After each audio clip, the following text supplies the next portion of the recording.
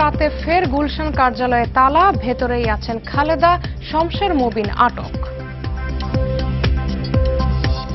বন্দী না হয়েও নাটক করছেন খালেদা, মন্তব্য প্রধানমন্ত্রীর। বললেন, আন্দোলনের নামে অগণতান্ত্রিক সন্ত্রাসী কর্মকাণ্ড করছে বিএনপি।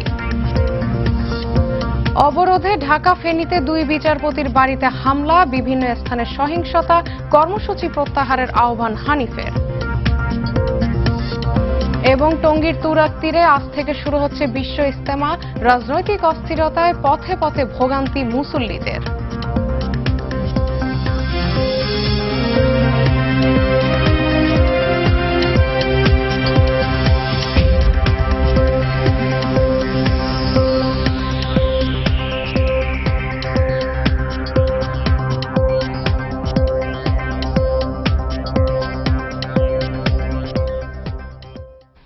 আসসালামু আলাইকুম, স্বাগত জানাচ্ছি আরটিভির মধ্যরাতের সংবাদে। শুনছিলেন মার্কেন্টাইল ব্যাংক শিরোনাম, আপনাদের সঙ্গে আছি আমি রেহনুমা মোস্তফা।